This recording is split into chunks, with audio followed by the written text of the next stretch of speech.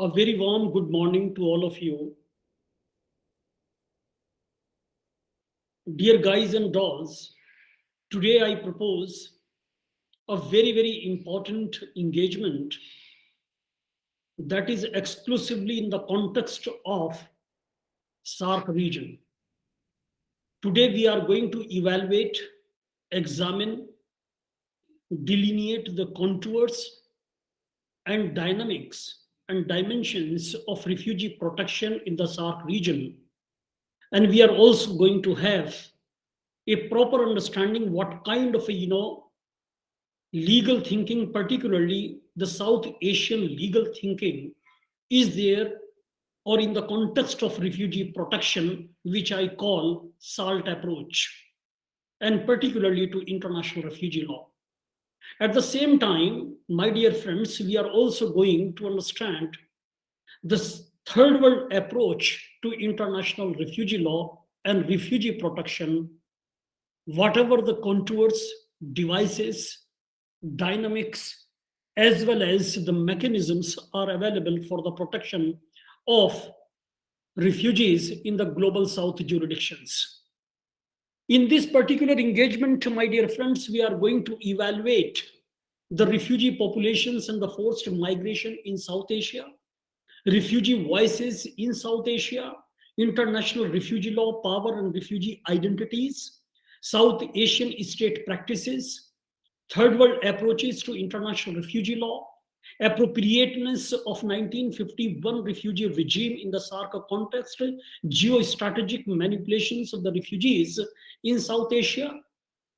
We are also going to explore, my dear friends, the feasibility of regionalization of 1951 UN Convention, Saarc response to existing international refugee regime in addressing the refugee issues in the Saarc region, particularly the Asian approach to the present refugee regime, refugees in the global south, encampment and in the life in refugee camps and protracted situations, and what exactly has been the position of durable solutions.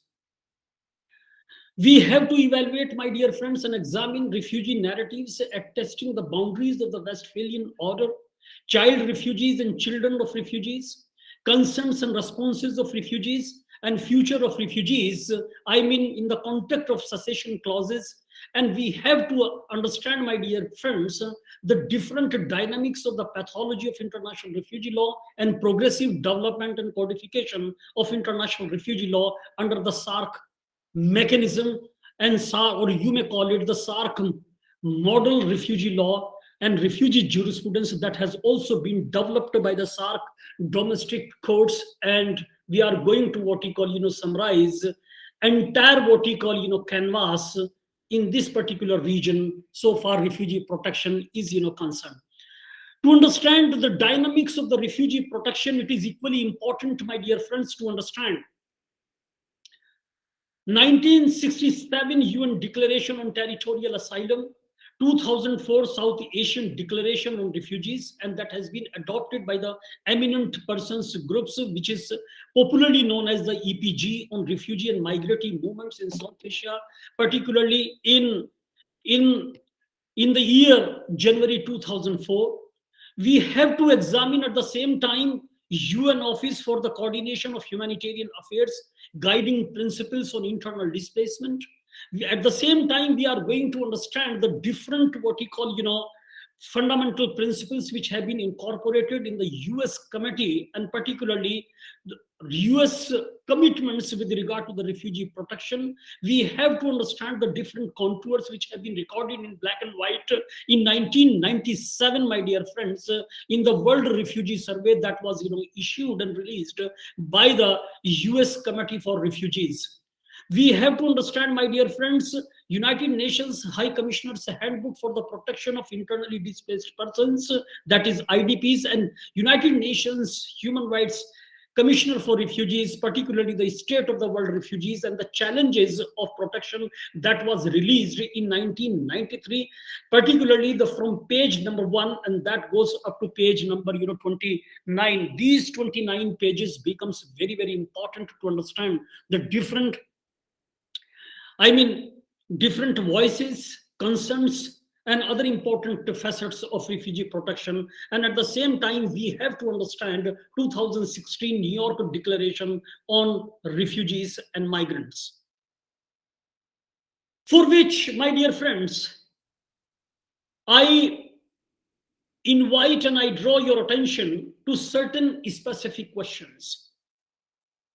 Questions, my dear friends, like, is there any South Asian discourse or approach to contemporary refugee regime? The second question that comes to my mind is, and that is why South Asian countries, except Afghanistan, have not signed 1951 UN Convention. At the same time, my dear friends, there are a number of questions like, what are the arguments for and against encampment of refugees, and what actors favor which arguments? We have to understand how do we assess life in refugee camps from the perspectives of human security and capabilities. What are the specific needs and vulnerabilities of the women and children so far the refugee protection in the Saarc context is concerned? What are protracted situations and what are their roots causes in the context of South Asia? At the same time, we should not forget there are certain other important questions which are relating to the concept of durable solutions. Therefore, what durable solutions are discussed and how do you assess these solutions from normative and practical perspectives so far refugee protection is concerned in the context of of Saarc region? That has to be taken into considerations, and we have to test, my dear friends, at the same time, the boundaries of the Westphalian International Order of International Refugee Law. Does existing international refugee law address refugee issues in South Asian region? Should regionalization of the 1951 UN Convention relating to the status of refugees be explored? We have to therefore identify the bottlenecks in formulating a Saarc, what we call a refugee law at regional level, and refugee protection under the South Asian constitutional orders must also be taken into considerations. And previous, if you recall my previous submissions, you will also realize that there are adequate provisions within the schematization of the South Asian constitutions, where we find the adequacy of the refugee jurisprudence, which has been developed by the Saarc municipal legal what we call jurisdictions.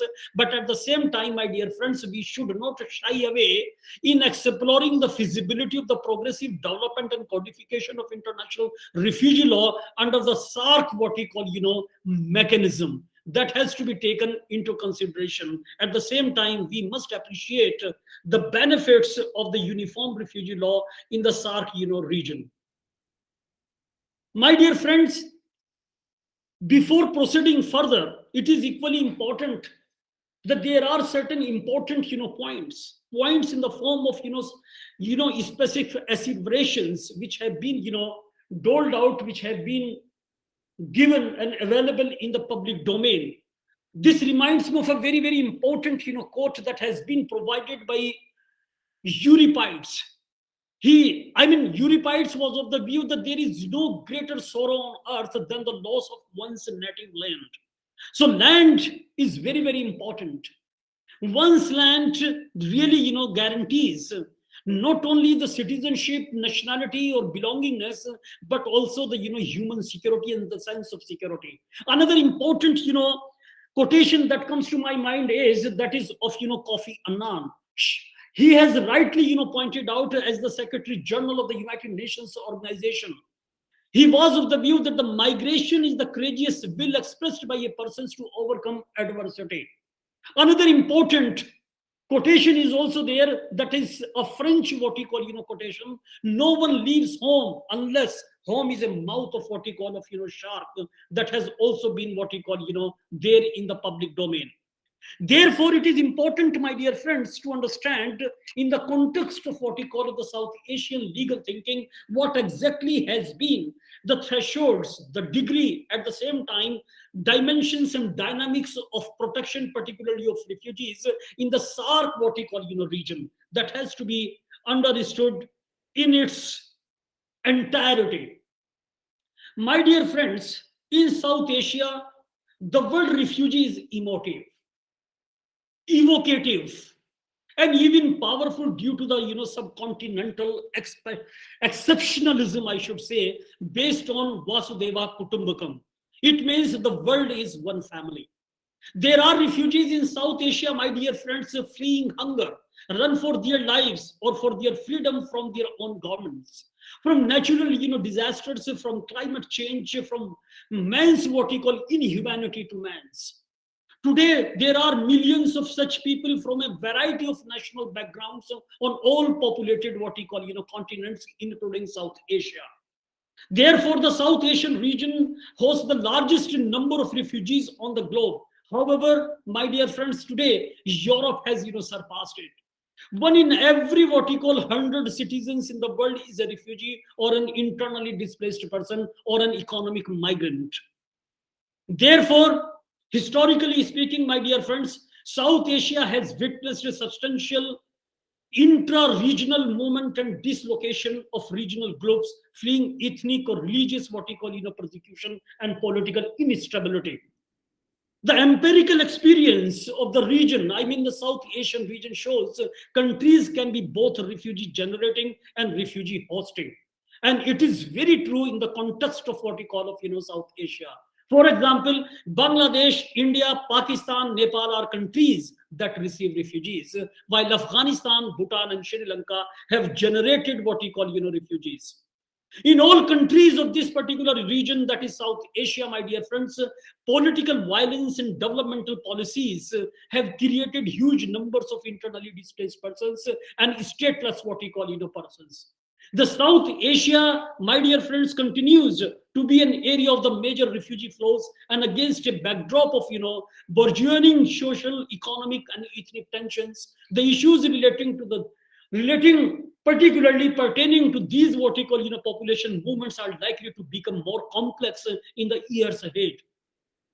The increase in refugee flows has been accompanied by a growing what we call reticence of states to provide or to extend any kind of asylum, because there are political considerations, there are political constituencies and political and geopolitical, rather I should say, the geopolitical expediencies which ultimately work as the bottlenecks and kind of an impediment for refugee hosting. Therefore, apart from the political and security considerations, my dear friends, receiving states have become increasingly wary of the adverse economic, social, and environmental consequences that accompany refugee flows in this particular region of the world, and that is South Asia. Moreover, ever more restrictive asylum policies of a growing number of the Western countries have dampened the interest of at least some countries in the developing world in upholding the ideals of the international refugee protection and acceding to international refugee instruments. My dear friends, the refugee problem is grave in South Asia, as countries of this region concerned have not developed any formal what you call structure to deal with the issue. Nor is there a regional initiative, and refugees are subjected to the same laws as illegal aliens. As there is no refugee-specific law, asylum seekers and refugees are dealt with under ad hoc what we call administrative arrangements or temporary arrangements or temporary mechanisms, which by their very nature can be arbitrary and discriminatory accordingly, I should say, and accordingly some of the rights of refugees have been violated. The most important hindrance towards developing a formal refugee regime in South Asia has been the adherence to the policy of working out political solutions through bilateral negotiations between the host country and the country of origin. And we also find an emphasis on sovereign jurisdictions, because the sovereignty has always been treated in South Asia, not only in South Asia, but in the entire what we call global South jurisdictions as a holy cow. It is in this particular setting, it is in this particular context, my dear friends, that this stresses the urgent need for developing a legal regime for refugees in South Asia. Amid discourse of shortcomings, South Asia region, my dear friends, has been generous to host a large number of refugees for decades and accommodating them despite the absence of a related legal, what we call, well established and well emplaced, what we call, well entrenched, what we call legal framework. My dear friends, Saarc region is rapidly growing as a refugee melting pot, I should say.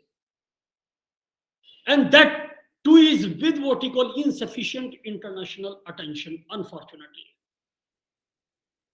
All the original member states of the South Asian Association for Regional Cooperation, that is Saarc, except Afghanistan, my dear friends, did not ratify 1951 UN Convention relating to the status of refugees, along with its additional protocol of 1967. The problems of refugees in Europe, America, Australia, and Asia, particularly in South Asia, are not alike, are not identical, are not similar. The consequences may be similar, but the process of what we call of their migration, the factors of their migration, I mean the causes of their mobility, are not what we call, identical. The lack of national laws and regional instruments on refugees and internally displaced persons has grossly accentuated this crisis, which not only harms the rights of refugees and asylum seekers, but also affects the social and political stability of the host countries by undermining the rule of law, human rights, and democracy.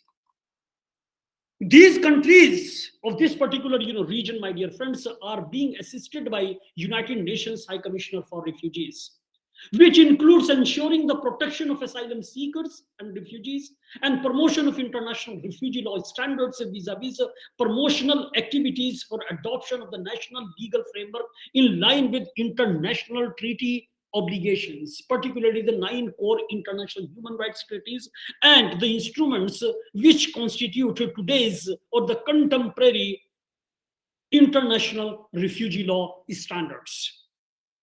My dear friends, the reluctance of respective governments in ratifying the Refugee Convention or adopting national legal framework and complexities of the refugee issues with regional dimensions, there is a need to look into the prospect of a regional approach to address forced migration and refugee protection issues in the South Asian region, particularly in the context of what we call of entire South Asia. First of all, let us try to have some kind of a understanding of the South Asian legal thinking on this particular issue. My dear friends, today there are about 84.5 million refugees all over the world, and out of which almost 85 to 86% is based in the developing nation states. South Asia contains almost 23% of the world's population. It currently hosts nearly 10% of the world's refugee population. The Refugee Convention is the commanding instrument, I should say, my dear friends, to govern international protection of refugees worldwide.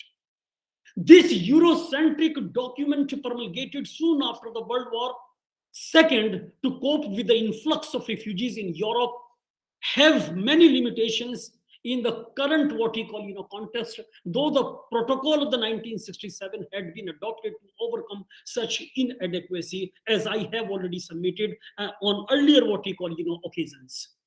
Therefore, we have to understand what exactly should be the structure of refugee protection in the context of South Asia. My dear friends, we have to frame a law on refugee protection that can be done by having recourse to certain important fundamental principles. Like, there may be a globalism narrative. That is one mechanism, that could be one mechanism. Another one is the regionalism narrative, bilateralism narrative, the nationalism narrative. I mean, when I am talking of the globalism narrative, as one of the most important structural feature for refugee protection in South Asia. It means I am advocating, my dear friends, that we must, and for the last so many years, as a student of international refugee law, I have been advocating this particular premise, and that is by acceding to international refugee instruments. That is what I call globalism narrative. Another important narrative is, in my understanding, is regionalism narratives. It means by developing a regional instrument for South Asia with a complete element of unanimity, with having a wider what we call consultations with all the stakeholders, we should develop a regional instrument for refugee protection in South Asia. Another important narrative is the bilateralism narrative. By entering into bilateral treaty arrangements among the Saarc nation states, then we can have this kind of understanding for the protection of refugees in our part of the world. Or there is the last, understanding, and that is nationalism narrative. It means we must try to enact a national legislation for the protection of refugees. So if we are really interested, my dear friends, to have a globalism narrative, the basic instruments of international refugee protection are the 1951 UN Convention relating to the status of refugees with its additional protocol of 1967. Therefore, the regional conventions and declarations that have since been, my dear friends, adopted draw heavily on these conventions or instruments which is available at international level. So far, no South Asian state has expressed interest in acceding to the convention except Afghanistan, and that really poses a very, very dismal picture, a very grim scenario. There are generally many reasons have been put forward to explain this line of argument. The perception is that, my dear friends, that 1951 UN Convention is a Cold War instrument. And that is extremely tilted. That is heavily slanted in favor of political refugees, and therefore inappropriate for the South Asian situations where the mass exodus of refugees is caused mainly by generalized conflict.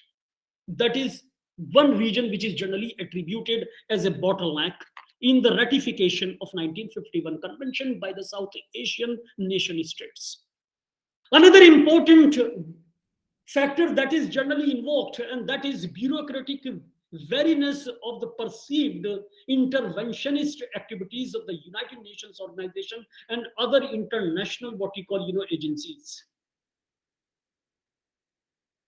Apprehension of policy. The apprehensions of policy makers that the consequences of signing the convention, 1951 Refugee Convention, might entail obligations that they may not be able or prepared to meet in terms of resources or resource mobilization. That is another important factor that is generally attributed. My dear friends, the perception is that the convention is being abused by refugee groups in the developed countries who are collecting funds for terrorist activities in their countries of origin. It means there is a chain of radicalization that is also one of the factors. There is a belief that as a region, South Asia has been generous to refugees, and that accession to 1951 Refugee Convention would not necessarily improve the conditions of refugees. So there is a historical reference that is generally advanced.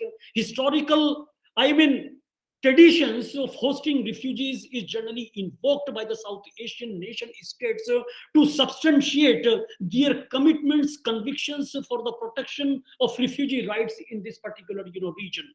Another important factor that is generally, or another important cause of non-acceding to 1951 Convention that is advanced by these nation states from South Asia is that the derogation by developed what we call countries of international refugee protection principles cannot be invoked and cannot be what we call presented as a panacea, as a remedial measures for the South Asian nation states. And there is a possibility of economic migrants benefiting from the convention what we call principles. Then there is another important, factors. I mean, the regionalism narrative, which I have, just presented for your consideration, and that is, if we are going to frame, if we are going to adopt, if we are going to conclude a regional, what we call, treaty for the protection of refugees in South Asia, then the regional instruments constitute another important structure of the refugee protection. I can give you certain important, examples. Suppose Organization of African Unity Convention of 1969 reflected the frame of minds of the political leadership of a continent engaged in anti-colonial movements. My dear friends, OAU conventions broadened the scope of the definition of refugees to include those, fleeing apartheid, colonial oppression, and generalized violence, and emphasized voluntary repatriation as a solution to refugee problems in Africa. In the context of, Europe, as I have already submitted on many occasions earlier, in Europe, the Schengen Treaty, or Schengen, what we call, arrangement, or Schengen Treaty of 1985, and Dublin, what we call, Treaty of 1990, these were the, treaties which were directed to develop a common strategy to deal with asylum seekers within the, continent, I should say, within these, countries of these two important, continents. To address their own regional needs, Latin American states opted for a non-binding Cartagena Declaration in the year 1984. The declaration, I mean the Cartagena Declaration, was formalized by the non-governmental sectors only, yet the governments of the region tend to follow it as a matter of, policy. When we are, talking in terms of, refugee protection in Latin American, countries, majority of the nation states exceeded high moral, what we call, value to this Cartagena Declaration of 1984. But the Mexican, what we call, refugees, Chilean refugees, or the Venezuelan, what we call, refugees, have really posed a certain important, what we call, questions relating to the non-binding character of the Cartagena Declaration, and that should also be taken into consideration. Therefore, the Cartagena Declarations further broaden the scope of the refugee definition to include foreign aggression, internal conflicts, and those fleeing, my dear friends, massive violations of human rights. Another important, dimensions that I was, talking of, that is, nationalism, what we call, narrative.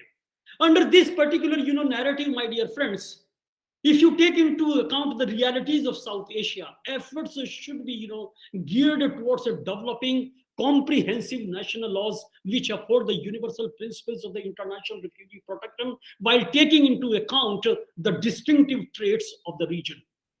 Initially, my dear friends, the second half of the 90s saw some, initiatives at an unofficial level towards developing a regional refugee protection regime in South Asia.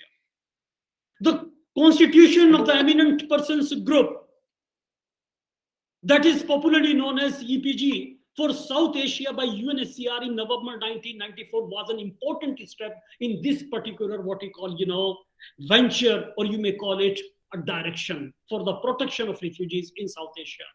At its very first meeting, my dear friends, EPG, that is the Eminent Persons Group, agreed to hold annual regional, what we call, consultations to promote public awareness, identify mechanisms and strategies for moving towards accession, or alternatively speaking, formulating a regional instruments adopted or making efforts for adopting the 1951 convention to the needs of the South Asian, what we call, region. That reminds me of a very first important, step, the Colombo consultation of 1995. Under this particular, Colombo consultation, it has been underscored, it has been realized that there is a need for a South Asian regional legal regime for refugees and a common declaration reconfirming the validity and relevance of the definitions contained in the international refugee law instruments, as well as the 1969 OAU Convention and the 1984 Cartagena Declaration. The principal focus, therefore, my dear friends, was on the development of a regional normative, what we call, framework. normative framework in the sense that it would address the needs of the refugees, stateless persons, and internally displaced persons as a collective effort, or as a collective, what we call, venture to save the humanity on move. Therefore, my dear friends, it was at the New Delhi consultation of 1996, immediately after 1 year, that there was a strategic shift in favor of a model law for refugees that would be applicable at the national level. And this is what I call nationalism narrative.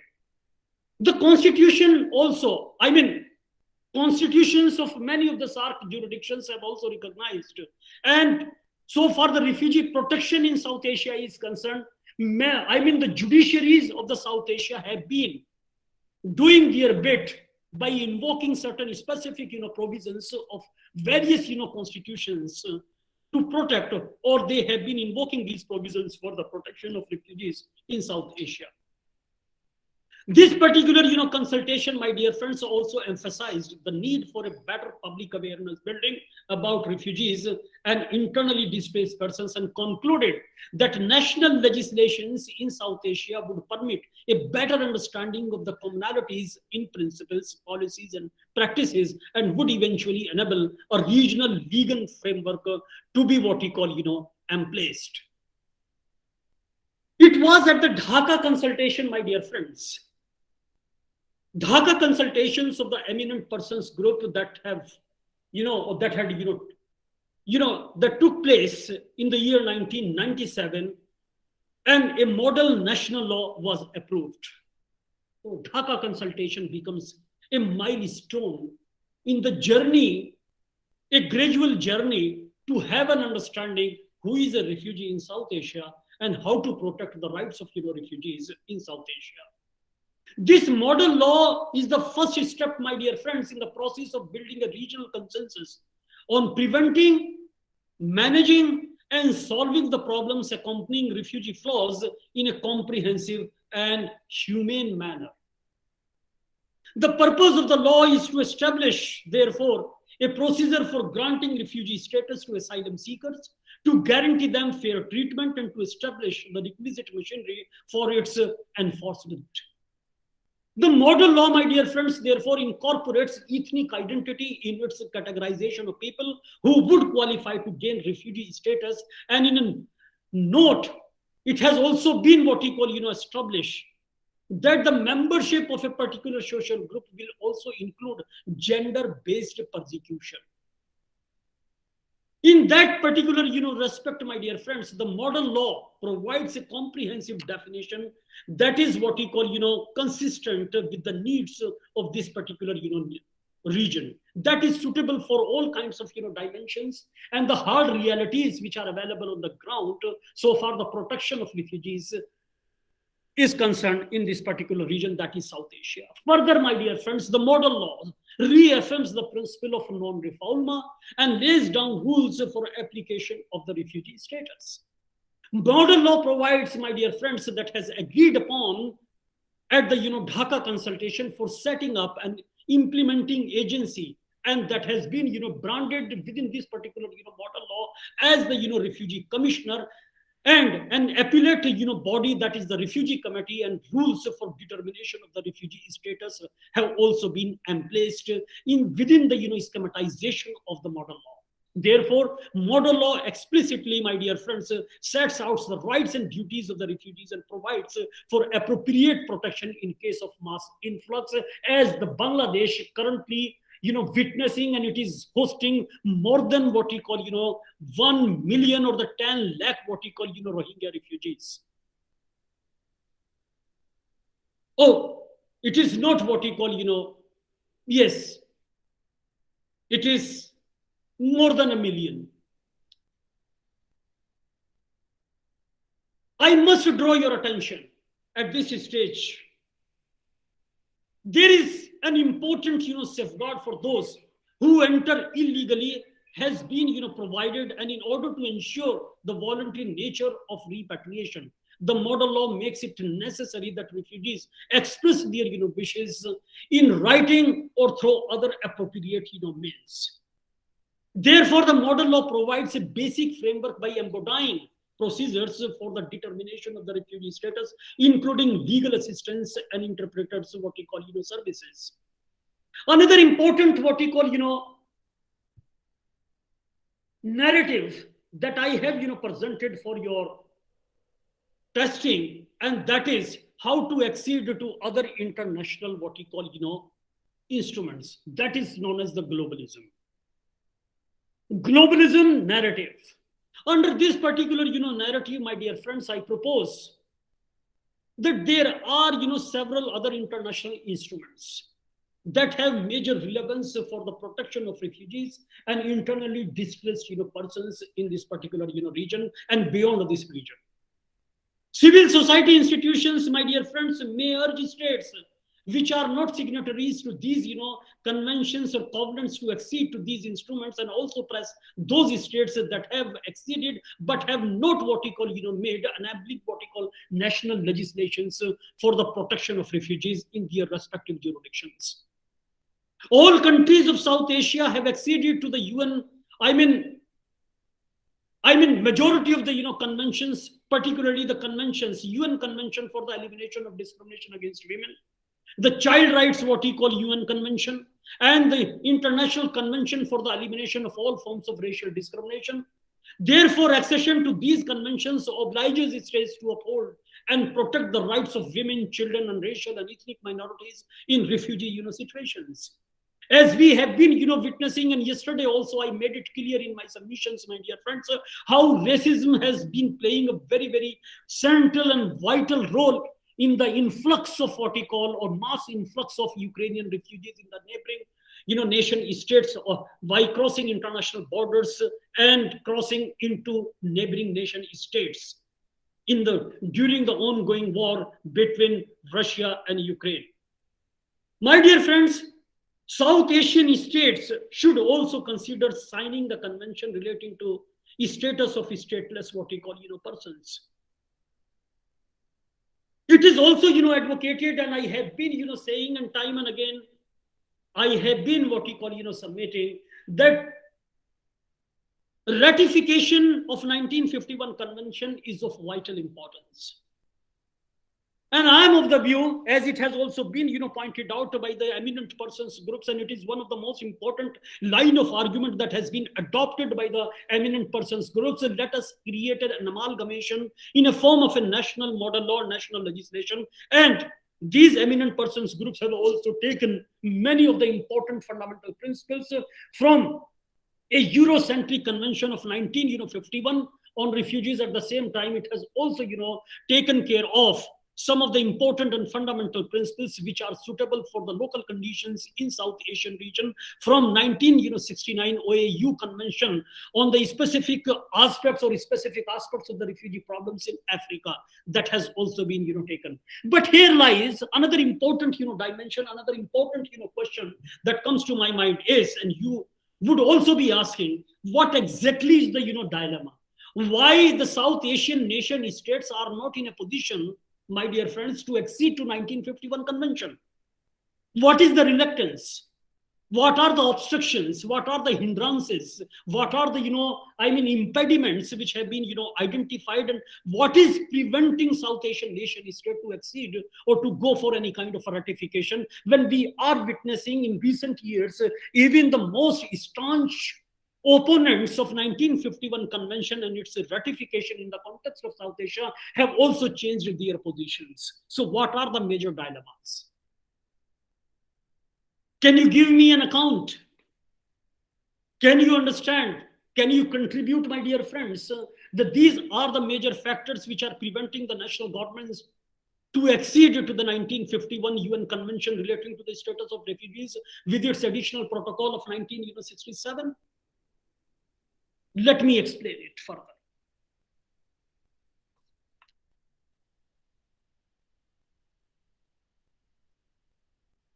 In South Asia, there are four major dilemmas in the Refugee Convention, or the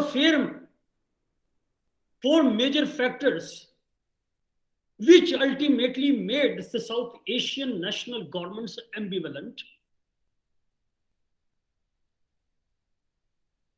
or rather, these factors have ultimately put national governments in South Asia in a state of limbo. Number one, as per my understanding, as per my what you call submission as a student of international refugee law, that the major concerns expressed by the South Asian national governments about the definition of a refugee. They are worried about the definition of refugee that has been incorporated in 1951 convention. Another important factor that comes to my mind is the idea of material assistance to refugees. The third important factor,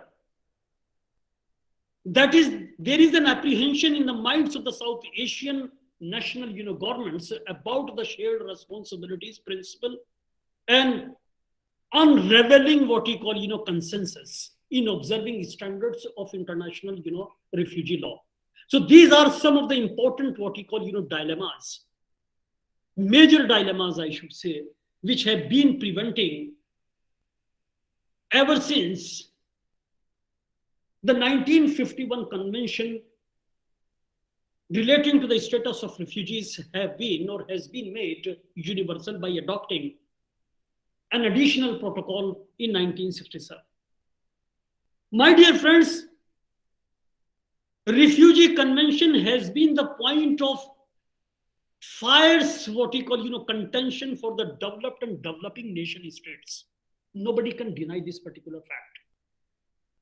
Developed countries are tendering for a right-based approach, while developing countries, on the other hand, have been voicing their equitable approach.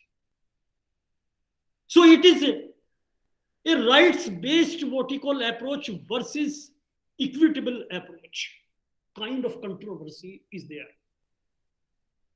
Some prominent scholars, therefore, feel that before acceding to the Refugee Convention or the Protocol of 1967, South Asian states should go ahead for adopting or for the adoption of a rights-based national legal framework to deal with the asylum and refugee issues. At the same time, my dear friends, this should not be forgotten that some scholars recommend that the states of the region should ratify the Refugee Convention and its protocol without a further delay. And my dear friends, as a student of international refugee law, I myself has also been one of them. As compared to many developed countries of the world who have adopted very strict entry procedures. And recently, I have also pointed out some of the important what you call dimensions, which ultimately accompanied with the idea of restrictionism and weakening of the doctrine of non-refoulement in Europe in one of my blogs, and I have also pointed out it on earlier occasions as well. My dear friends, states under Saarc have adopted rather soft policies on entry and stay of asylum seekers and refugees. For example, I can give you Bangladesh has always been very soft so far the refugee entry is concerned. India again has been very, very soft, and it has always honored its international what you call commitments. In addition to what you call, I'm not talking of the political expediencies and the political hierarchy and political opposition in the public domain so far the arrival of refugees in India is concerned. But in reality, the government of India has extended all sorts of what you call of assistance to refugees, even if it is being hosted by the state of Bangladesh. Then another important what you call soft policies which we witness generally in the context of Nepal and Pakistan. My dear friends, in South Asia, states have also given shelter and other humanitarian relief to different what you call groups of fleeing persecution who are victims of the forced migration, including victims of the natural disasters, or climate change, people fleeing journalized violence, abuse of human rights by state and non-state, what we call, actors, communal and ethnic strife, and the victims of the man-made ecological, disasters. And at the same time, if there has been any kind of a, what we call, hexecological imbalances, these nation states in our part of the world have always what we call came forward for sheltering and hosting refugees. In some cases, we should not forget that there are reported incidences of the refoulement, pushing back, to the territories where lives of the individuals have been considered or have been put at risks. One of the features, my dear friends, if you take into account the refugee flows in South Asia and try to evaluate the causes of these kinds of refugee exoduses and refugee influxes in the context of what we call of South Asia, one of the features, most important features of the refugee situation in South Asia is that mass transnational movements of people characterize them. What are the causes? Therefore, we have to study what are the causes of the refugee flows in this particular region then. Why have the states in South Asia failed to address this particular human suffering? And at the same time, my dear friends, there is another important and very vital question, and that is, does it indicate a failure of the state system in the region, in the South Asian region, to develop an inclusive, what we call, polity that is exclusively based on pluralism, that people belonging to all backgrounds are given a socio-political and economic, what we call, space in their political, wisdom, as well as in their political, system. So there are a number of factors which are attributable to this particular region, that is South Asia or the Saarc region. And that comes to my mind is one of the most important factor. Number one is the human generated causes.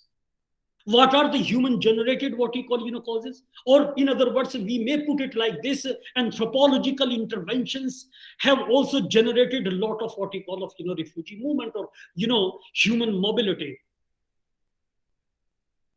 Fight for political independence, craving for political identity, racial and religious equality within the institutional and structural responses of the Saarc states. These are the what we call causes. So one of the most important causes so far the human mobility is concerned. Another important factor, my dear friends, would be, as per my understanding, you have got every right to disagree with me on this particular point, and that is the human rights violations, including social discrimination and decitizenation, which we have in recent years we have been what we call witnessing in some of the geopolitical entities in South Asia. Then the economic alienation, including poverty, forced colonization, landlessness, religious persecution, the culture of hate, rebel rousing, what we call rebel rousing, saber rattling, I should say, so far the hate is concerned, religious persecution, cultural discrimination, population transfer, armed conflicts and violence. These are the factors which have become rampant in South Asia, in addition to the natural causes like environmental dislocation by high dam projects, deforestation, desertification, naturally what we call disasters, climate change, reckless what we call developmental projects, and these have ultimately resulted human displacement and refugee what we call migrations. But this is one set of factors, my dear friends. So far the refugee flows in South Asia are concerned, but there are other important causes. These were the what we call, this was the one category which I have designated as human generated what we call causes. There is another important manufactured causes. Manufactured causes are those kinds of causes that the minority complex of the majority communities. That is another important factor. Border disputes between what we call South Asian nation states. There is there is another important trend and pattern which is going on, and there is a need to prevent it, and that is relating to the arms race in South Asia.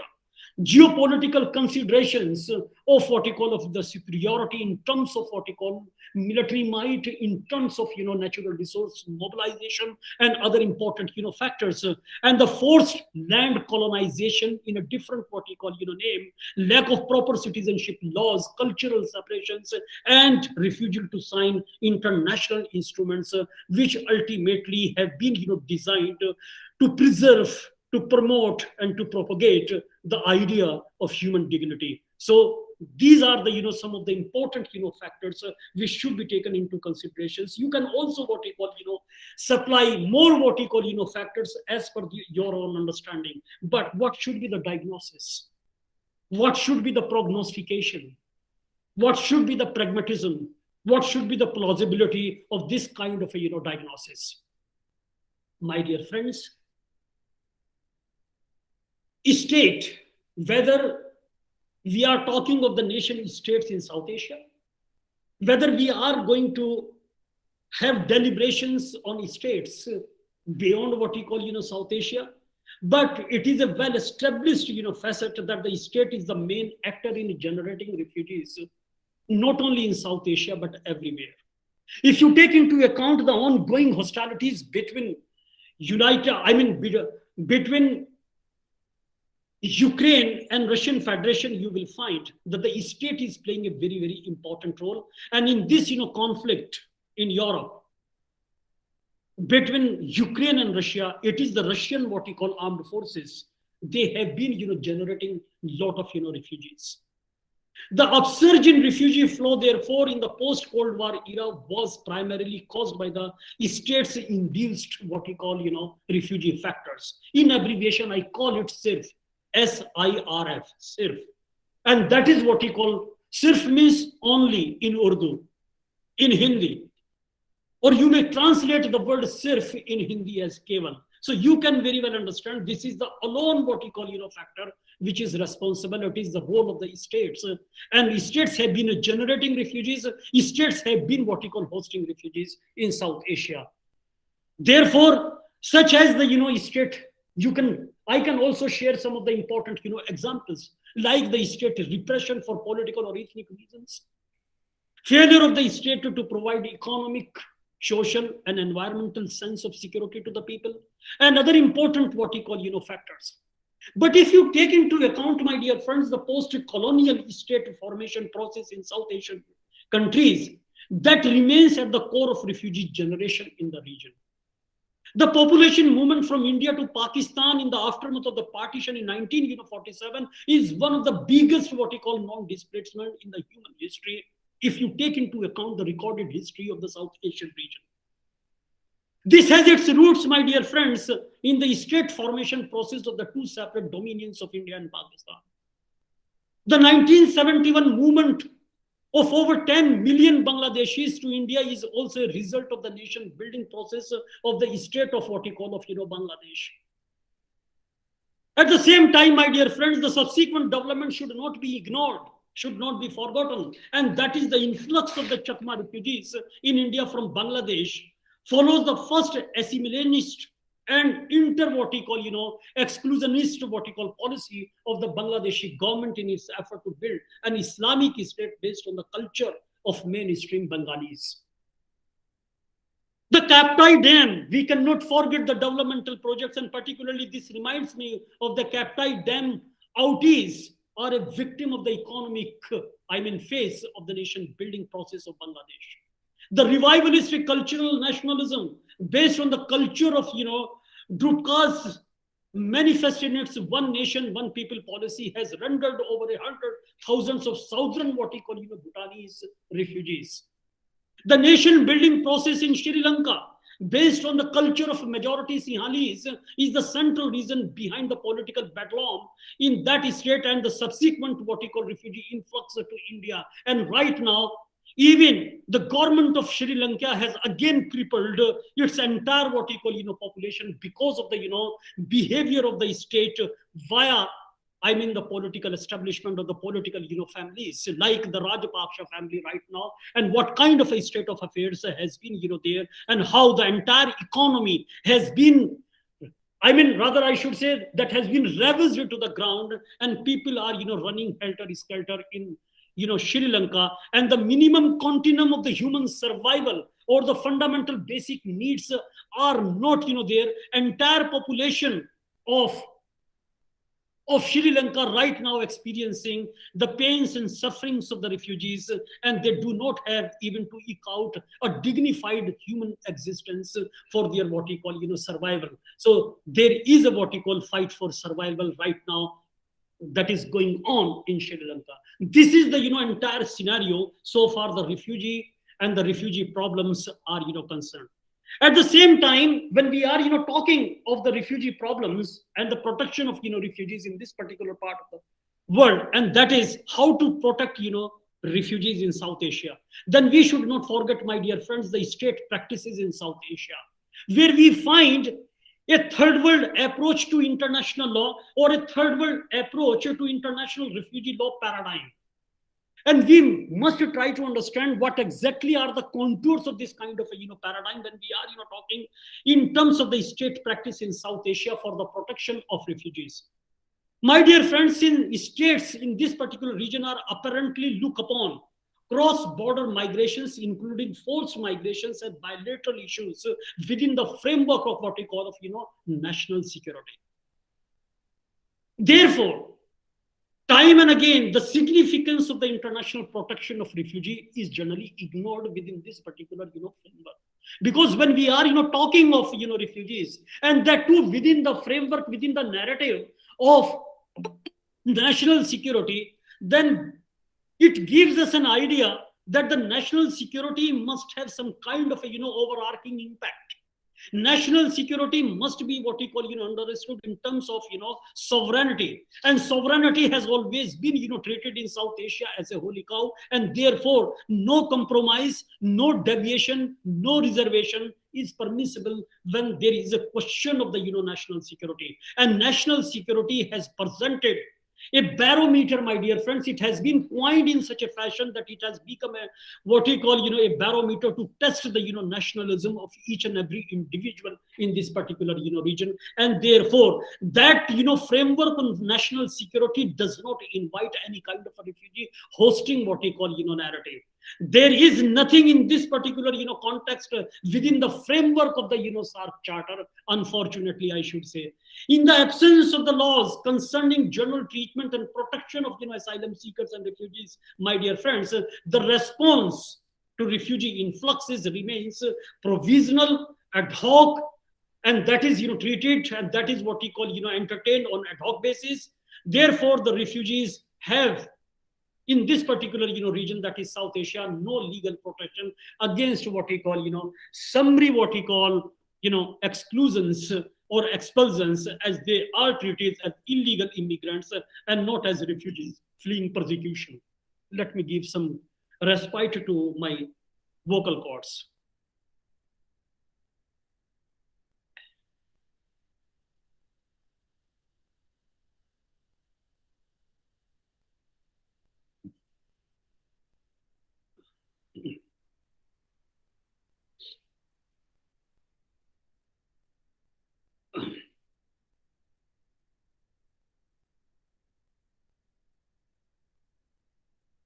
South Asia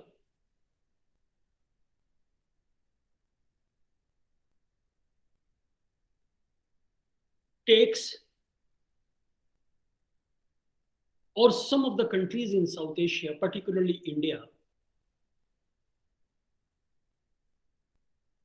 takes a very, very important argument for substantiating its commitment, conviction, and at the same time it takes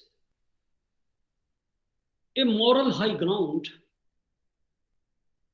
in hosting refugees and attribute its commitments to the historical traditions. And it was of the view that in the absence of a full-fledged piece of legislation in South Asia or in India, India has always been at the forefront in hosting refugees since a time immemorial. India as a civilization, and it is a civilization of more than 5,000 years old, as it is claimed, And this civilization of India has also welcomed, and I'm talking in the context of the United India when there was no Bangladesh, no Pakistan. It has always welcomed each and every individual coming from different parts of the world, from different corners of the world, with different backgrounds, religious backgrounds, ethnic backgrounds, political backgrounds, racial backgrounds, and so on and so forth. Therefore, there has never been felt that there is a requirement of any kind of a law. But my dear friends, in the modern terminology, in the modern world, more than requirements of a geopolitical character necessitated that we must have a law. We must have a national legislation in all the nation states of South Asia or forming the Saarc grouping. And it is very, very necessary to establish and to regulate and manage human mobility, particularly of refugees. Therefore, United Nations High Commissioner for Refugees has also not been able to ensure effective, efficacious, and pragmatic protection to most refugees in this particular region.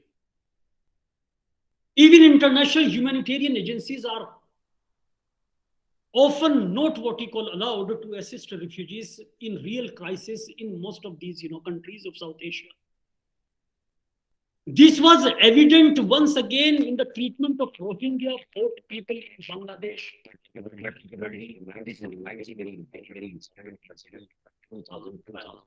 the Bangladesh allowed them. Though in the subsequent years, particularly in 2017, since then, Bangladesh has welcomed, whether under compulsion or because of what we call fait accompli, Bangladesh ultimately welcomed Rohingya refugees.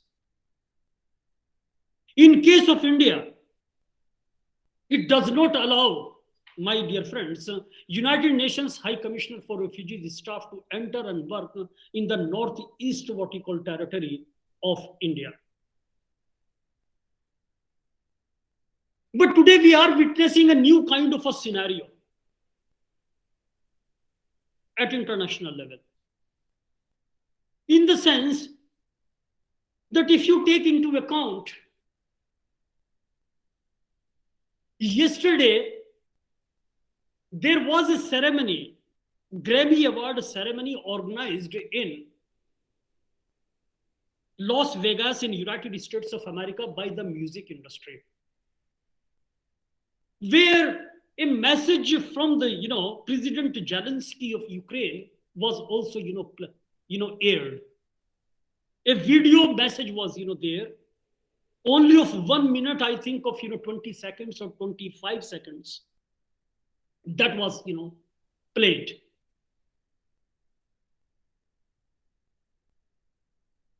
The entire audience, after listening this particular message, got namby-pamby, got very emotional, emotive. Because of the sufferings, almost 400 children got injured, and almost 153 children, as per the video message. I have also gone through that particular video message of the President Zelensky of Ukraine. He claimed that more than 153 children died because of the rocket shelling conducted by the armed forces of the Russian Federation. So you can very well understand, my dear friends, there has been, I'm not at all what you call measuring, but I see a dichotomy. I see a dichotomy exclusively based on discrimination and discriminatory practices of the global north jurisdictions. The Western nation states, after the conclusion of the Second World War, did not realize the sufferings of the refugees in the global South nation states. It is generally alleged, and I am not at all alleging, my dear friends, that the policies of the global north jurisdictions to a very great extent resulted in the sufferings of people of the global south jurisdictions. Whether it is United States of America, whether it is France, whether it is Great Britain, or some other nation states from the global south, global north jurisdictions, they have designed their policies, and they have adopted the practice of cherry picking of regimes in the global south jurisdictions. Wherever they have been able, they have changed the regime and they have installed the regimes of their choices in the global south jurisdictions, particularly in African, what we call nation states, Latin American nation states, Middle East and Far East, what we call nation states, and in some of the Asian jurisdictions. They have imposed their economic policies. They have designed the political models, and that too in the name of democracy, in the name of human rights, in the name of rule of law, of a different what we call orientation, and on these vital principles, on these principles of American constitutional exceptionalism and European values, they have created and supported oligarchies and monarchies in these regions of the world. And what has been the result? The result has been the expropriation of the natural resources of these nation states, Asian nation states, Afro-Asian nation states, exploitation of the natural resources, exploitation of the what we call of the innovations, as well as the there has been a drain of wealth. Brain drain has also been there. So these were the factors which were ultimately responsible for these kinds of policies. And therefore we can say in this particular context, my dear friends, that many of these problems can be avoided both through the enactment of the legal norms on entry procedure status and on the creation of rights for asylum seekers and refugees in our part of the world. My dear friends, entire approach of the forced regime change has ultimately resulted in the generation of refugees in our part of the world. And now, when the refugee generation has taken place at their doors, they started realizing the problems of refugees. Otherwise, they took what you call more than 5 to 7 decades to acknowledge the problems of refugees in the global south, what we call nation states. This should not be forgotten. The Ukrainian refugees have reminded them that there are other groups of refugees, like Rohingya refugees, like Syrian refugees, like Roma refugees, like Chakma refugees, Mexican refugees, Venezuelan refugees, and so on and so forth. Therefore, my dear friends, it becomes necessary to understand the absence of a legal framework results in arbitrary, provisional, and discretionary decision making, which undermines a fair refugee protection as per international norms. And we should not forget this premise. The asylum seekers and refugees can end up being treated like any other foreigner in majority of the situations. If you recall what I have submitted, my dear friends, in the very first what we call engagement, that the basic and the most fundamental purpose of the international refugee law is that when international law stops, when international constitutional law stops, when international immigration laws stops, when every kind of a protection mechanism stops, international refugee law comes into existence, and that begins to protect this kind of a unaccompanied humanity, abandoned humanity, protectionless humanity. That is the basic and the most fundamental purpose of international refugee law. Therefore, it requires, my dear friends, and we can say that a legal structure is necessary to effectively deal with a complicated refugee problem, not only in South Asia, but beyond South Asia. In the absence of a legal framework, my dear friends, respective activities of the governments vary from case to case and are determined by political considerations and bilateral negotiations. And that is not in the interest of what we call of the comprehensive refugee protection understanding. These do not provide predictable and durable solutions. Given the reluctances of the states in adopting national laws to deal with asylum seekers and refugees, a regional framework needs to be considered, and it becomes inevitable in the context of what we call of South Asia.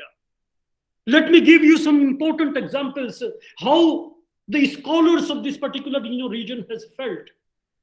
There have been a lot of what we call scholars, not only from South Asia, but we also come across that there are scholars from Africa continent. Particularly, this reminds me of a very, very important scholar of international refugee law, and that is Professor Matwa from Africa. Professor Rizwanul Haq, Professor Abrar Chaudhry from Bangladesh, from Rizwanul Haq from Bangladesh, Professor B.S. Chimney from India, and many other important scholars. Professor Chimney, my dear friends, has argued for more than 3 decades, I should say, that the South Asian states should refrain from acceding to the convention, particularly the 1951 Convention on Refugees, as the instrument he has alleged is being dismantled by the very states which framed this particular convention, and see a sea change in his what we call attitude, in his approach. Now, same Professor Chimney has changed his position in favor of 1951 UN Convention and its ratification. Any talk of accession should also be linked to the withdrawal of measures that constitute the non-entry and temporary protection regime. My dear friends, today Professor Chimney formulation merits a serious what we call considerations, given the fact that asylum as an institution has come under severe what we call threat from the Western countries. It is time for a serious moral challenge to be posed by the developing world, and South Asia could very well take the lead in this particular connection. This has been advocated by Professor Chimney right now. One may fully share, my dear friends, Professor Chimney and his what he call concerns about the policies of the Western countries. However, linking the accession issue to making demands for change in the convention may lead to the further erosion of already weakened international refugee protection fundamental principles. And I am of the view, I have been ever since I have become the student of international refugee law in 96.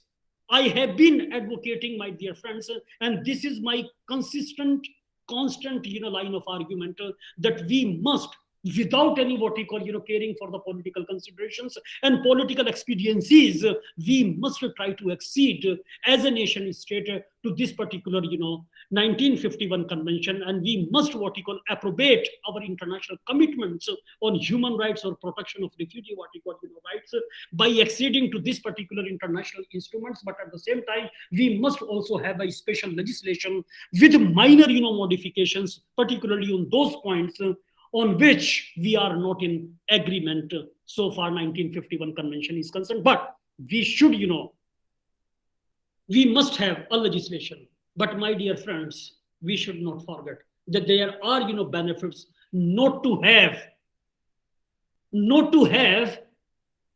a law on refugees, and there are benefits to have a law on refugees. Therefore, accession to the convention can provide civil society institutions with a basis from which a campaign against any violations of the conventions, nationally, regionally, and internationally, and provide South Asian states with a legitimate base from which to exert pressure on Western countries to dismantle the non-entry regime.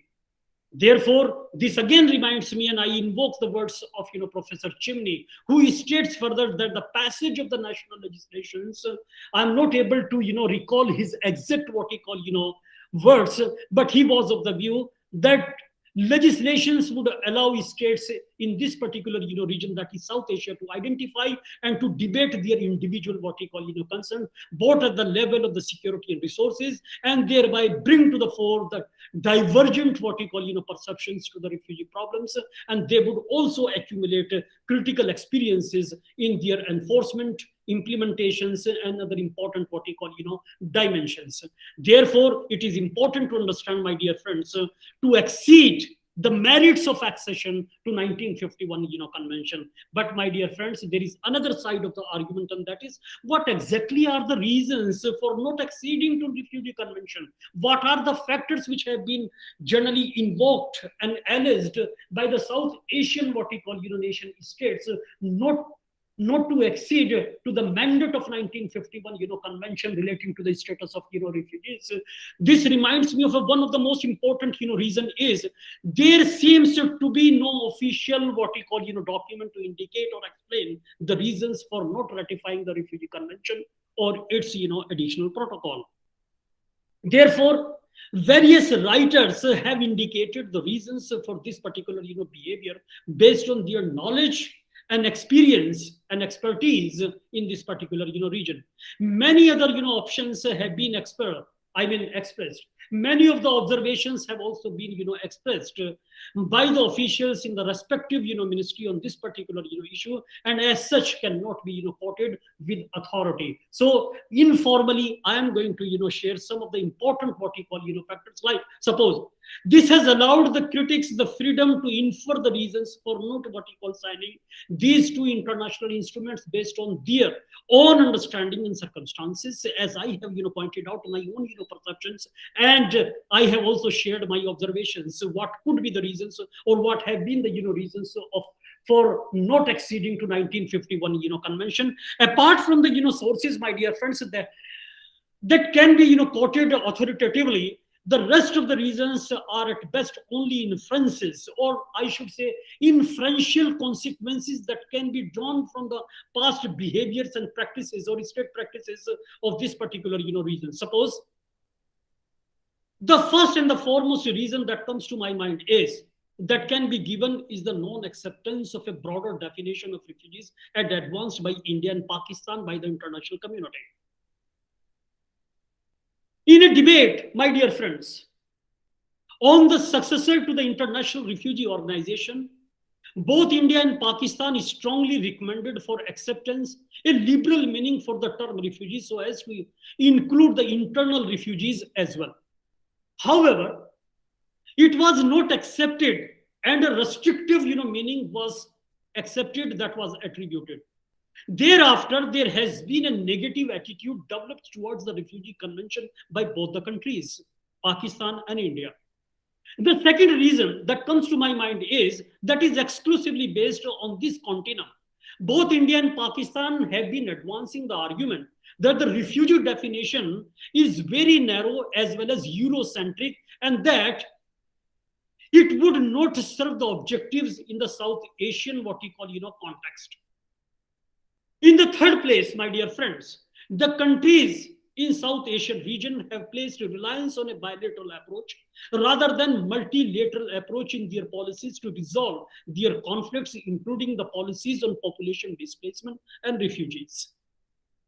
The line of argument, my dear friends, taken by South Asian nation states seems to suggest that by internationalizing the refugee issue, there is a more scope for international criticism resulting in unnecessary interference in the internal matters of the countries concerned in South Asia. This phenomenon is also explained in terms of reluctance on the part of the states to cede their policy making autonomy to an outside what we call authority. The countries in Saarc region have given their highest priority to the concept of the national sovereignty, as I have been time and again pointing out. And as such, they usually frown at any type of intervention in their internal affairs. Explaining the concept, my dear friends, explaining the concept of burden sharing in 80s, 90s, and 70s, this reminds me of a very, very important authority on refugee law, and that is David B. Davitt, have observed that the Governments in the third world are extremely sensitive to the fact that humanitarian operations, even by supposedly, neutral multilateral organizations, are a violation of the sovereignty and constitute an unacceptable interference in their internal, what we call, matters. Therefore, the solutions taken in the case of Chakma refugees and the Rohingya refugees and the ongoing dialogue between Nepal and Bhutan in resolving the Bhutanese refugee problem indicate unshakable faith in the states in this particular region have been resolving their what we call conflicts through bilateral negotiations of the parties concerned. So the idea of bilateralism narrative has always been at the forefront for advocacy. In the fourth place, my dear friends, the states in Saarc region allege that even the states that have ratified 1951 convention relating to the status of refugees or the protocol are not following the provisions effectively and pragmatically, and as such would not be beneficial to the countries in South Asian region to ratify these what we call instruments now. These countries also fear that they would be obliged to the additional burdens and responsibilities when these two what we call instruments are ratified. While there may be some truth in this particular analysis on the part of the national governments of the Saarc region, my dear friends, there are states that have taken the convention and the protocol very very seriously and sedately and have evolved better norms in the protection of refugees. However, these developments seem to have no positive impact on the countries in the South Asian, what we call, region as of now. The next reason that reminds me of a very, very important advocacy by some of the countries in the South Asian region is that the 1951 convention and the protocol have not addressed the larger issues relating to the security, and as such the provisions are being invoked by economic what we call migrants, terrorists, and other groups of the forced migrations.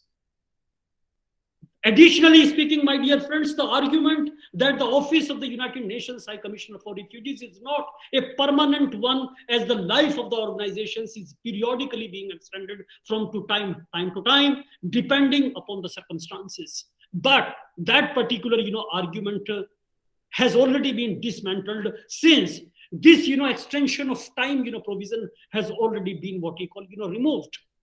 Therefore, there is a question, why should the instruments be exceeded if there is no specific guarantee with regard to the what we call of the palliation of the refugee problems? However, my dear friends, another important reason is also there, and that is exclusively based on the states in this particular region, that is South Asia, argue that there is going to be no material improvement by signing the convention or the protocol relating to what we call to the status of refugees. There is a bureaucratic insensitivity which has also been identified, coupled with the lack of the political will that seems to be the dominating practical reasons in South Asian region. Whenever questions relating to the accession of these two instruments are raised, there is astonishingly a uniform response given that is not in the priority list of the state. If you take into account, and this reminds me of a very, very important what we call judicial authority, and that is late Justice V.R. Krishna Iyer, the former judge of the Indian Supreme Court. He has also pointed it out that the India should be a member state and play a role by being on the executive committee of the High Commissioners program, and to waver or to wobble or vacillate when moral values dictate is bankruptcy of the leadership. Let us not fail humanity, especially that sector which is desperate, driven out, and wanders homeless in the world for sheer what we call existential survival, if I am able to recall his observations correctly. So this kind of a line of argument was also put forward, and it becomes convenient, my dear friends, for the states to follow the already existing pre-independent statutes like Foreigners Act, like Registration of Foreigners Act, and the Passport Act, that given them more and more what we call discretionary I mean, discretionary as well as the discriminatory powers, which ultimately utilized against what we call, refugees. Another important, authority has also, expressed in similar what we call, or similar, concerns, and that is Muntar, who has effectively advanced the same view, and he was of the view that the constant what he called dilemma facing the Asian region is the conflict between international and national perceptions of the refugee problem and the refugee issues.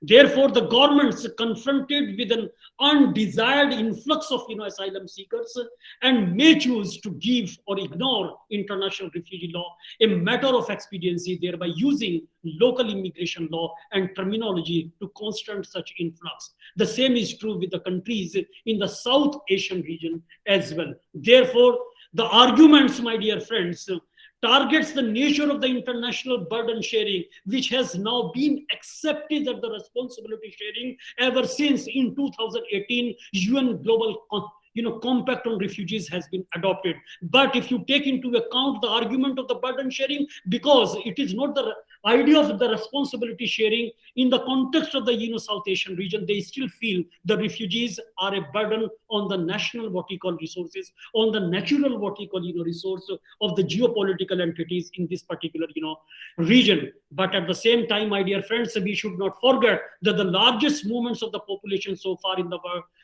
world have taken place within South Asian region that have been met with a very poor response by international community. Timely assistance was also not forthcoming during the crisis in this particular region, as it is evident from the fact, and which I have also presented for your consideration, and that is for the first time in so many decades, the government of the United States of America has argued in favor of Rohingya refugees.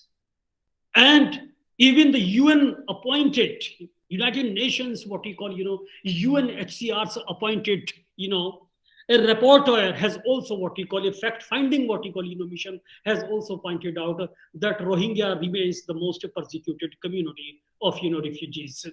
Another important, jurist on international refugee law, my dear friends, is Myron Wiener. Wiener was of the view, and he has rightly, observed,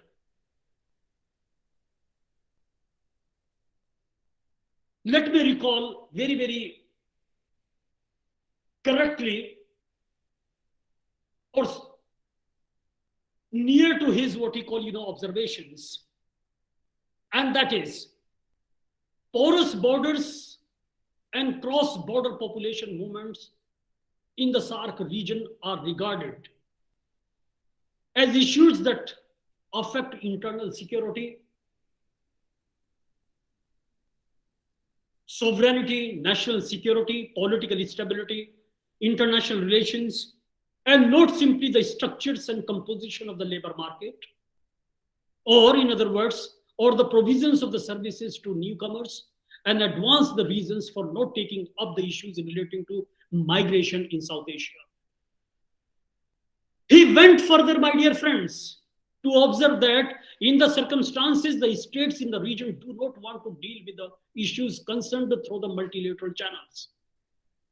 My dear friends, the indications or the indicative of the desires to deal with bilaterally with the entire gamut of problems, refugee problems, in fact, that the paramount regional organization, the South Asian Association for Regional Cooperation, that is Saarc, has chosen to exclude the issue of the population movements from its purview for the fear that it would disrupt the organization as an intergovernmental organization.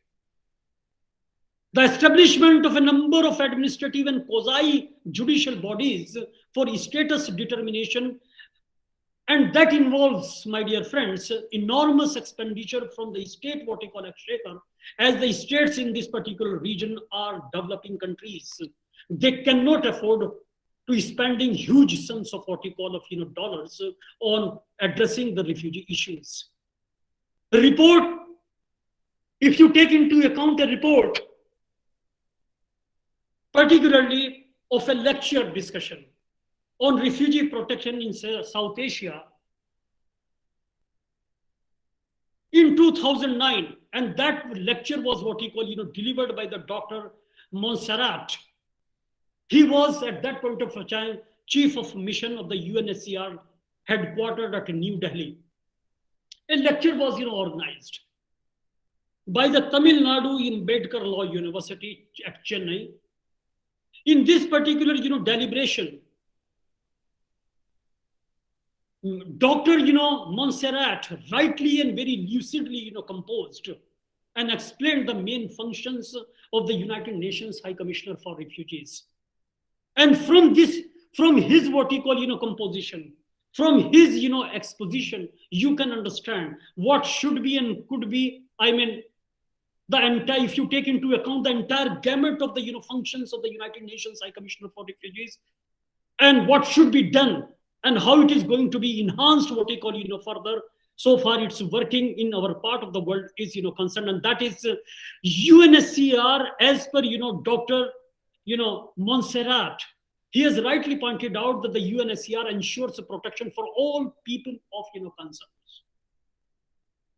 UNHCR, my dear friends, affirms and develops an international protection regime.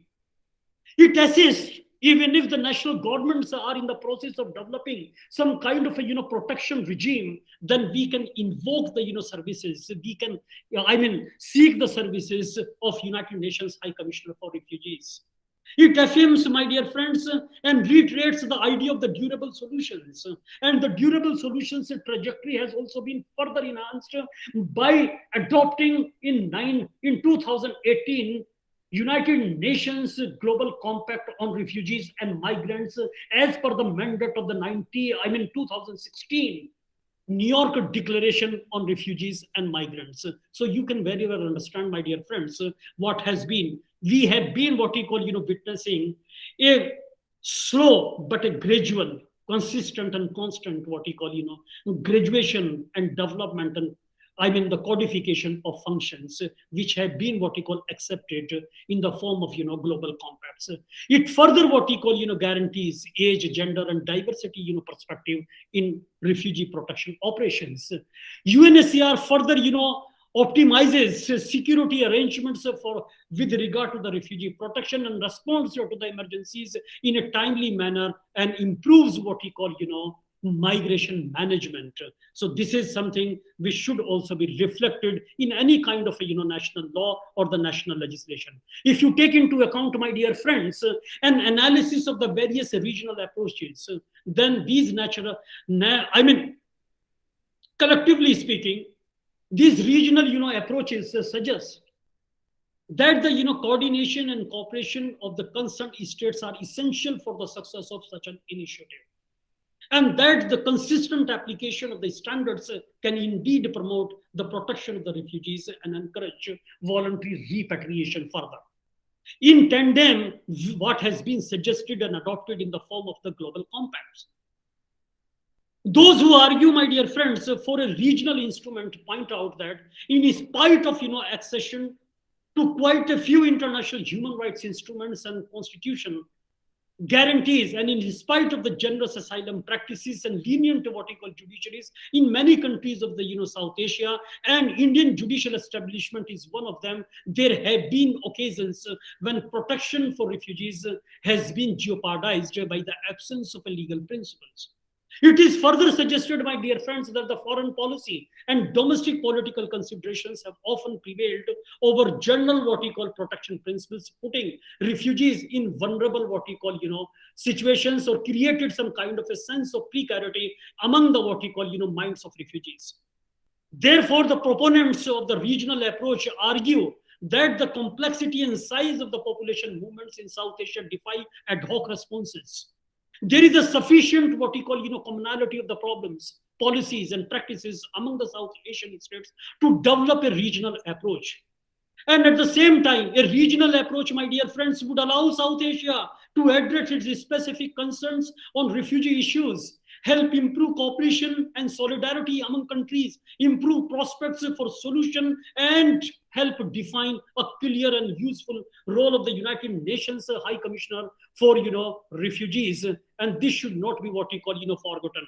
At the same time, my dear friends, It is equally important to jot down at this stage that there are those who argue in favor of a national legislation as opposed to a regional, what you call, declaration or convention. Firstly, this block of scholars argue that a premature attempt at a regional solution could mean the scuttling of the national legislation, as the process of negotiation will raise politically sensitive issues which may be used by ruling elites to turn the ordinary citizen hostile to even a national regime for the protection of refugees in national jurisdictions. Secondly, a non-binding regional instrument may have little impact but may provide enough justification of thwarting any national legislation. Thirdly, the scope of a regional instruments will be confined to general issues affecting the region, while a national legislation, my dear friend, or a national law can go into much more detail and therefore be more what you call comprehensive. Fourthly, any attempt at arriving at a what you call regional agreement is likely to result in a minimalist what you call regime. And finally speaking, my dear friends, and it is not finally on your part, there may be other important arguments, and there is no finality, particularly in the realm of what you call of international refugee law or law per se. But finally speaking, my dear friends, from my side, issues surrounding internal or internally displaced people or persons, which for obvious reasons have no place in a regional instrument, can be effectively addressed in national legislation. My dear friends, South Asia or the South Asian countries have yet to de-link refugee issues from their national security narrative, national security concerns, and do not share the broad worldview of perceiving them as humanitarian and human rights concerns. In this particular compact, in this particular conspectus, it is most unlikely that a regional instruments, either in the form of a declaration or a convention, is likely to emerge in the years ahead. Even if it does, in the absence of a national regime, such an instrument is likely to be constrained by a number of factors, and the rights of the refugees are likely to be compromised. This leaves us, my dear friends, this really leaves us with the option of a national legislation, and that should be what we call our complete thinking. I'm talking of a thinking, a legal thinking beyond the box. Therefore, we must have some kind of a confidence building measures in our part of the world, and that is, my dear friends, no satisfactory arrangement is possible without active regional cooperation. Number one argument, which I would like to advance for your consideration. We cannot do this on our own, and neither can our neighbors. We need a regional what you call refugee instruments based exclusively on the 1951 convention, while integrating the particular problems of our region, one of which is that no regional countries are signatories to the refugee convention except Afghanistan. Governments are strengthened, my dear friends, when they work collaboratively with each other and with civil society organizations. We must build trust in this particular region. Importantly speaking, it will mean working with countries who almost what you call without exceptions are not signatories to the what you call refugee convention. Like Africa, if you take and try to let us make, my dear friends, a beginning de novo. Like American states, African states, Afro-Asian states, including Saarc countries, should initiate a regional framework for refugee protection, paving the way for appropriate platform on the issue of what you call the refugee crisis, demonstrating their commitment for a new comprehensive plan of action to this particular direction or to this particular end, as every nation in the South Asia has produced as well as received refugees. This will contribute further, my dear friends, to establish transparency, fairness, and a humane treatment of refugees as a matter of fact. Through these laws, the states of South Asia will give a formal expression to existing practices and responses to refugees. Hopefully, I should say, my dear friends, that it will inspire to adopt a national legal framework at the same time. Having a national law would only ensure the protection of the refugees and uphold obligations that have been enjoined by the constitutions of most of the countries. It will also enable states to what we call discharge their international treaty obligations. And ultimately, both the states and the asylum seekers will derive benefit from such kind of legislations. Adoption of a harmonized national law on refugees by all the countries of South Asia would be a first step towards seeking a regional solution to this particular problem. And this is what, my dear friends, I wanted to submit. And you must be careful in this particular connection whenever you are going to have any kind of a research on this particular aspect, how to protect refugees in South Asia. But I should not stop here, my dear friends, because it will also facilitate to establish human rights communities and other institutions of the civil society a basis to campaign against any violations of the refugee rights in assessing various what we call aspects of the international refugee protection, including the implications of the ratifying international refugee instruments, developing a regional instrument and framework, national legislations, or framing not only the framework, but framing a national what we call legislation for the South Asian countries. The adoption of the national legislations would definitely be going to an effective step or effective first step in that very direction. And therefore, it calls for state accession to those other international instruments with implications for refugee protection in the region, and urges South Asian nation states to engage with Western states in dismantling the non-entry regime, which is undermining the basic fundamental principles of refugee protection, including very, very overarching fundamental principles that is reflected under Article 33, subclause 1, and that is popularly known as the doctrine of non-refoulement. So that must also be reflected in the national legislations as well as in the regional framework for the protection of refugees in the context of South Asia. Thank you very much. I will continue. Any questions? Most welcome. No, sir. Thank you so much. Thank you. Thank you very much.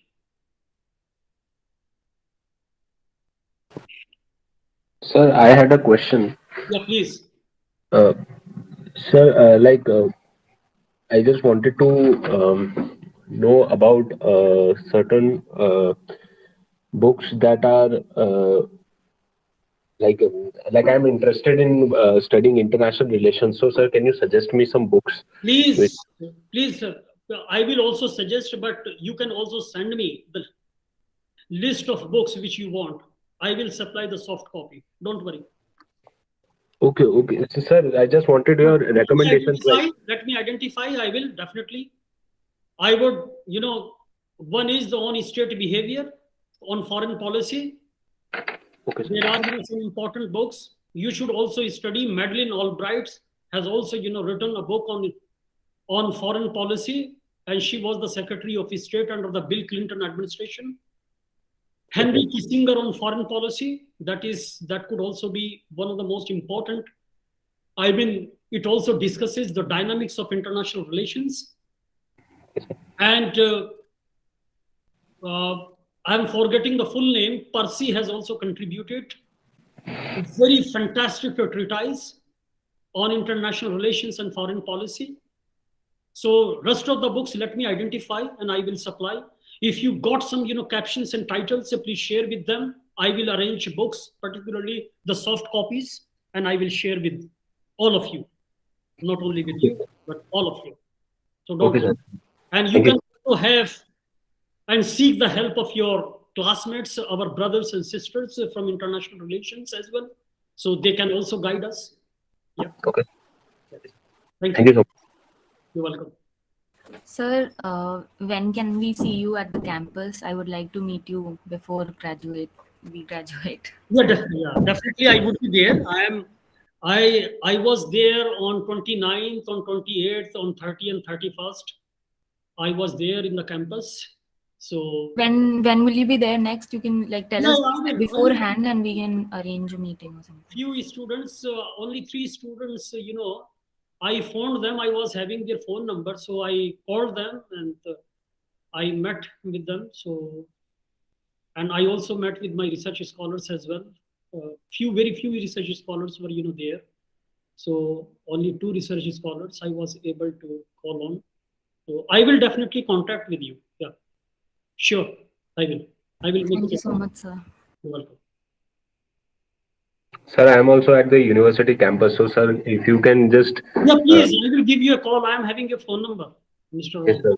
Yeah. Sir, we definitely would like to meet you, sir. Yeah, sure.